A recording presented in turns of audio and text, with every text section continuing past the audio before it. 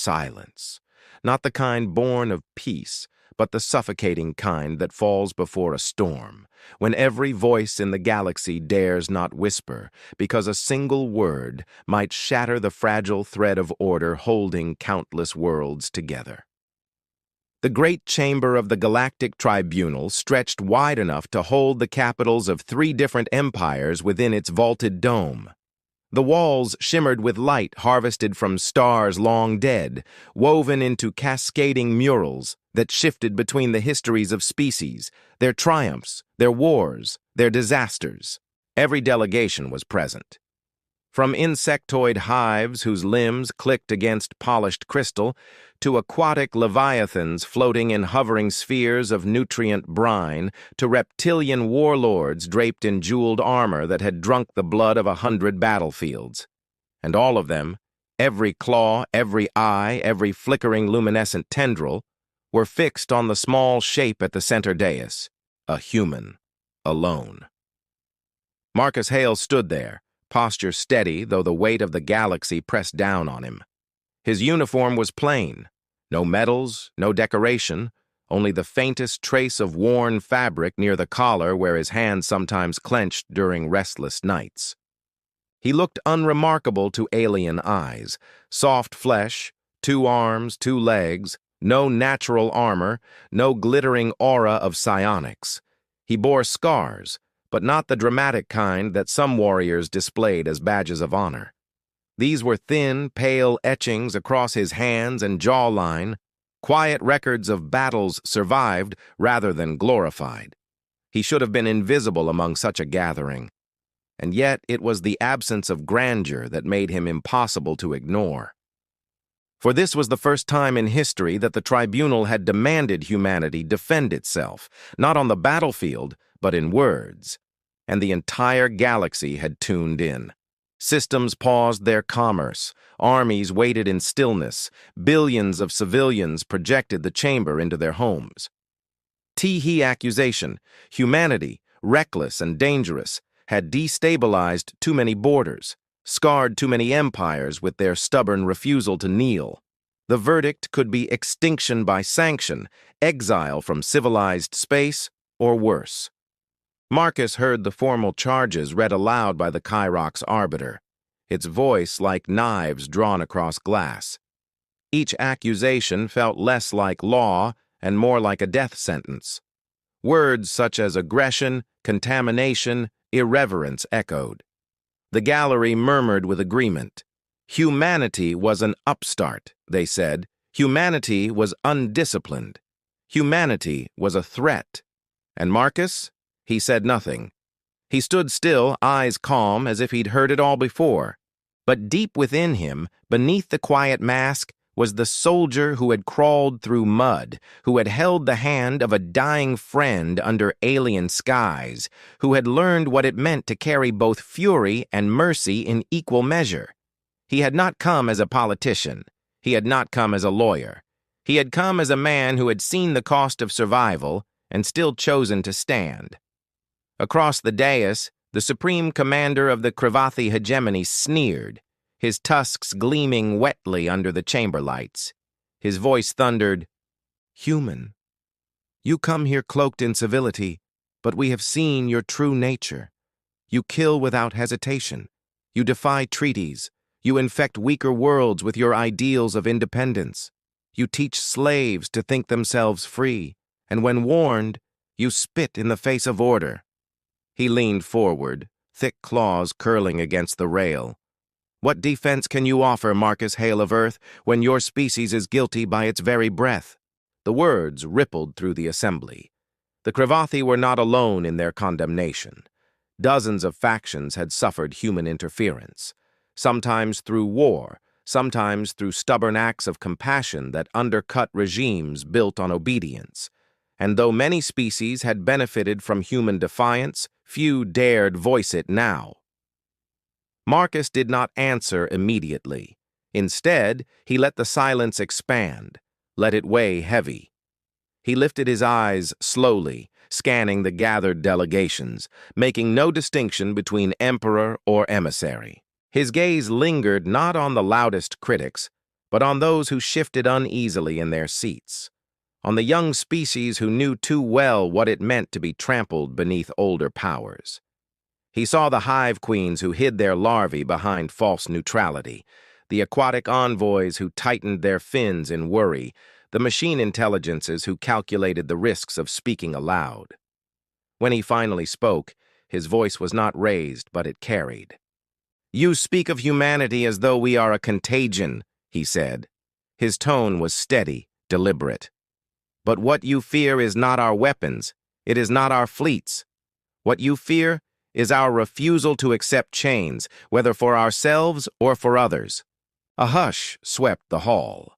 Marcus's words struck differently than the posturing speeches aliens expected from human diplomats. There was no theatrics, no practiced bravado. Instead, there was the resonance of someone who had lived the accusations leveled against him. A soldier who had once been accused of insubordination for refusing an order to abandon civilians. A man who had buried comrades because he would not turn his back on strangers. He paused, letting the truth settle. His eyes flicked, for the briefest of moments, toward the Krivathi commander, and then beyond him, to the gallery where survivors of other wars sat silent. "I did not come here to beg for forgiveness," Marcus continued. "And I did not come here to deny that humanity has fought, bled, and changed the balance of power. What I came here to ask," he let the air stretch a heartbeat longer, "is this. What would you have us do instead? Bend, break, kneel when told? Watch quietly while the strong devour the weak? Would you prefer humanity silent and obedient so you can sleep at night knowing your thrones are safe?" The chamber stirred. Whispers began, some furious, others uncertain. Marcus folded his hands behind his back, shoulders squared. His heart pounded, but his voice remained calm, the way it had on battlefields when shouting meant death. He remembered the smell of burning air, the crack of plasma, the cries of the wounded. He remembered lifting a young alien child into his arms, shielding her from fire while his own blood spilled down his side. He remembered how, later, soldiers of that same species had bowed their heads in shame, realizing their empire had abandoned its own civilians. This was the truth he carried into the tribunal. Not polished words, not politics, memory, scar tissue turned into voice, and so he let them see the human in full, not just flesh and blood, but conviction tempered by survival. "Call us reckless," Marcus said. "Call us dangerous. I will not argue. But do not mistake our defiance for madness. It is what has kept us alive since the first fire lit against the dark, and it is what will keep others alive if they dare to stand with us." The arbiter shifted, its crystalline body flickering with unease. For the first time since the trial began, the balance of the room shifted, not fully, but enough for those watching to lean forward.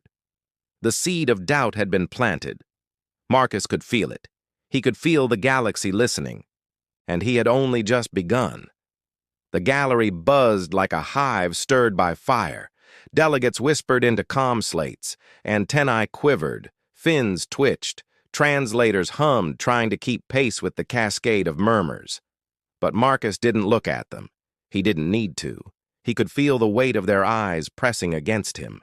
The arbiter, crystalline facets shimmering with irritation, struck the dais with a prismatic gavel. "Order. Continue, human." Marcus inclined his head slightly in acknowledgement. His calm was not feigned. He'd known panic before. Real panic. The kind when smoke chokes your lungs and you can't find the wounded under collapsing rubble. Compared to that, the tribunal's judgment was almost serene. He spoke again, quieter this time, forcing the chamber to lean closer. "You accuse us of destabilizing your empires. You are correct. We have. When we saw chains, we broke them. When we saw famine engineered for profit, we fed the starving. When we saw children drafted as soldiers, we tore down the camps. And yes, we fought those who profited from such cruelty." The Krivathi commander snarled, tusks bared. "You speak as though you are saviors. But in your wake, worlds burned. Civilizations collapsed.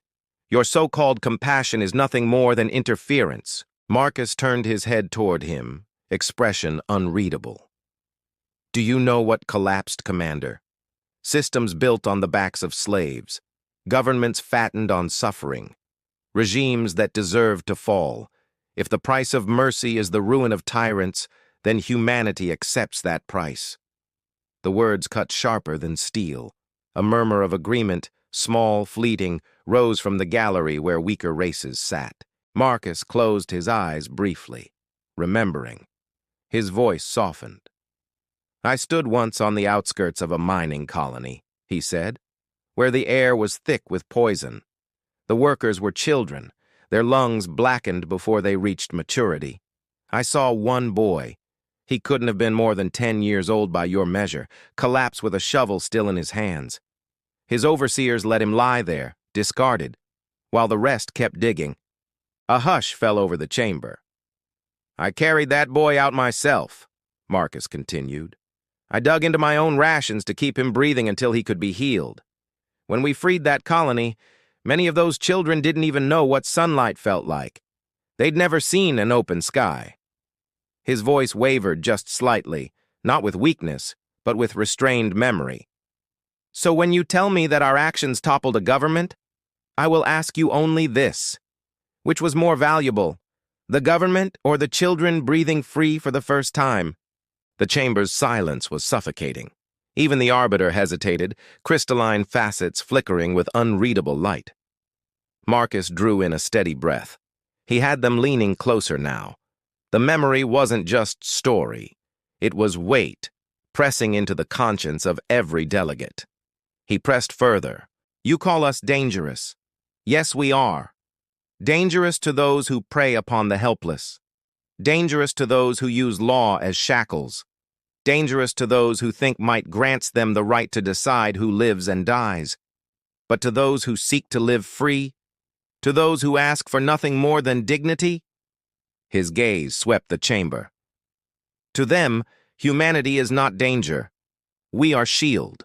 The words echoed like thunder, even though they were spoken softly. Marcus let the silence linger.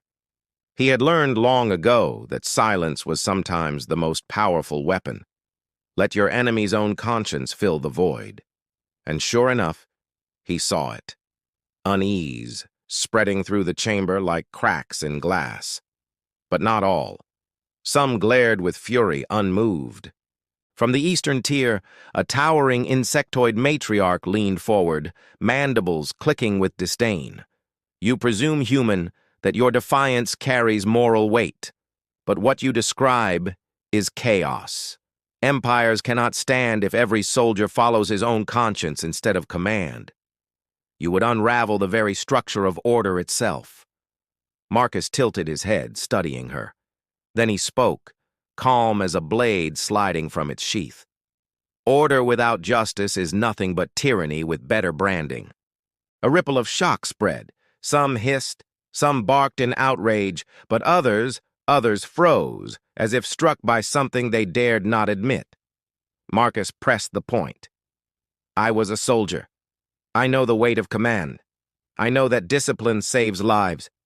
But I also know the moment when orders cross a line, when obedience becomes complicity, and I chose to bear the punishment for defiance rather than live with the guilt of silence.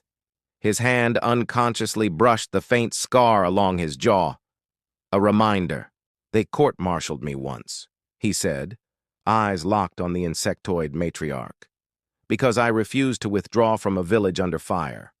Because I chose to carry the wounded, your wounded, not even human, out of the killing zone instead of obeying retreat. Do you call that chaos? Or do you call it conscience? The matriarch had no answer. Marcus turned back to the chamber at large. His voice grew quieter again, as though inviting confession. You fear humanity not because of our strength, but because we remind you of something you buried. We remind you that power is not the same as right, that survival is not the same as life, that you cannot legislate away the hunger for freedom. He let the words hang like smoke in the air, and then, deliberately, surgically, he spoke of the scars. "I carry with me the memory of comrades who died for strangers," Marcus said. "I carry the screams of cities where we arrived too late. I carry the faces of enemies I killed because they would not stop slaughtering innocents. These are not medals. They are burdens. Humanity does not seek to glorify them, but we will not pretend they did not happen." His voice broke just slightly, and he let it. The chamber leaned closer still. "I have sat with a dying child who asked if it hurt to be free, and I told her the truth. Yes, it hurts. Freedom always hurts, but it is better than the silence of chains." The room was stone still. Even the Cravathi commander, tusks bared, said nothing. Marcus stepped forward one pace only, but it felt like an advance across a battlefield. His voice hardened like iron. "You fear that humanity will unravel your empires. Perhaps you are right. But let me warn you this. If your empires demand slavery to stand, then they deserve to fall. If your peace requires silence in the face of atrocity, then your peace deserves to shatter. And if your order means the death of innocents, then humanity will always be your enemy." The words struck like hammer blows. Marcus let them reverberate, unblinking, as alien faces shifted between outrage, unease, and, most dangerous of all, thoughtfulness. And then, almost gently, he said, "We do not seek war, but we will not apologize for surviving it. We do not seek to rule, but we will not kneel. We do not seek to be your judges, but we will never stop being witnesses." The arbiter's crystalline form flickered in disarray. The chamber was fracturing under the weight of one man's words, and Marcus Hale, soldier turned envoy, knew the storm was only beginning. As if struck by something they dared not admit, Marcus pressed forward, not with volume but with weight. His words landed like stones into still water, rippling outward. "I understand your fear," he said. "You fear that if one soldier refuses an unjust order, another will too. That if one colony rises, others will follow. That the chains you forged so carefully will splinter link by link. And you are right. Humanity carries that spark, not because we seek to lead the galaxy, but because we refuse to accept that suffering is normal." The insectoid matriarch bristled, mandibles clattering in agitation. But Marcus didn't press her further. He'd planted the seed. He shifted his gaze to the chamber as a whole. "You think us unique in this defiance? Look to your own histories. Every one of your species once resisted. Every empire here was forged in fire, in revolt, in the blood of those who refused to bow. You honor those ancestors now with statues, with songs, with holy days. And yet, when humanity dares to do the same in your era, you call us dangerous." His tone sharpened. "What you call danger, your own histories once called freedom." That line hit deeper than any accusation. Delegates stiffened. Eyes narrowed not in dismissal, but in thought. Murmurs broke out again, translators scrambling to keep pace with phrases like truth, memory, shame. Marcus let them stir. Then quietly he added, "I have no illusions. Humanity is flawed. We have made mistakes, grievous ones. We have fought wars we should not have, spilled blood we did not need to. I carry that weight too. But I will not stand here and pretend we are unique in those failures.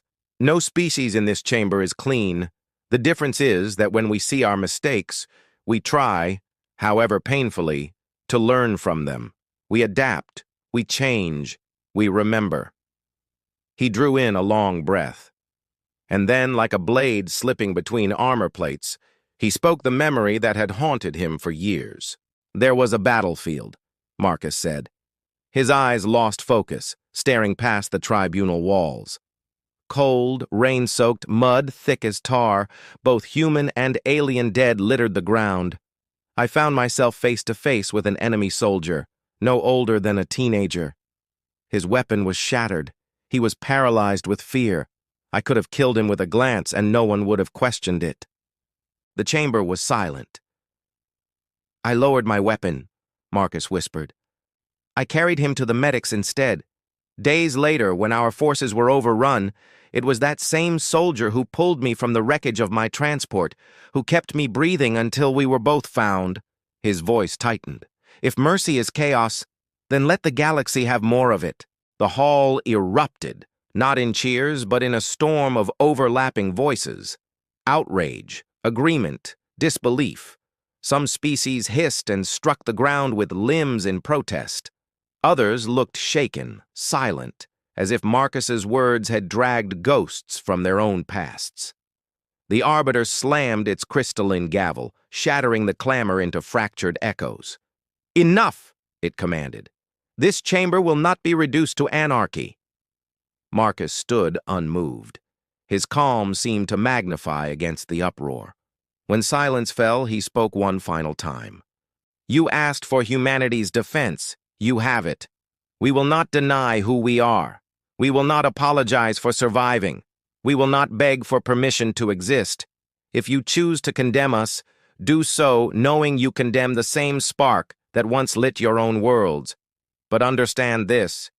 His gaze swept the chamber like a storm tide. "Whatever verdict you reach, humanity will endure. We always endure." He stepped back.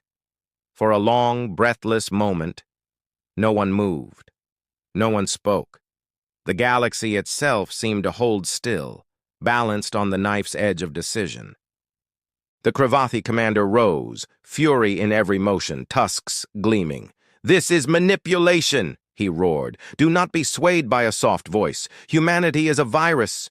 But his voice faltered when, one by one, other delegates began to rise. Not all, not even most, but enough.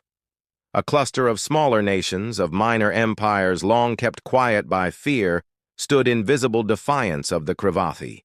They did not speak, but their posture was answer enough. The Arbiter's light fractured wildly across its crystalline form. It struggled to restore order, but the chamber was no longer unified. Something irreversible had shifted. Marcus said nothing more. He had no need.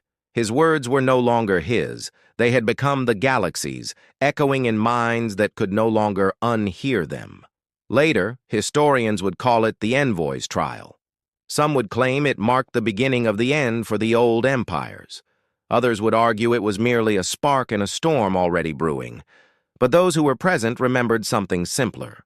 They remembered a scarred soldier standing alone in the center of the galaxy's judgment, refusing to kneel and speaking truth until the walls themselves seemed to tremble. And for the first time in generations, the galaxy understood. Humanity was not to be dismissed. Humanity was to be reckoned with. Marcus Hale bowed his head slightly to the Arbiter, then turned and walked away from the dais. He did not wait for applause. He did not seek validation. He had come with nothing but his voice, and he had left it here. Behind him, the galaxy argued. But in that storm of words, one undeniable truth remained. The human had been heard, and nothing would ever be the same. If you've listened this far, you know what matters. Words can shake thrones. Conviction can outlast empires. Humanity carries both scars and fire, and we will not be silenced. If that resonates with you, subscribe and share where you're watching from. Because stories like these remind us, survival isn't the end of the story. Living with dignity is.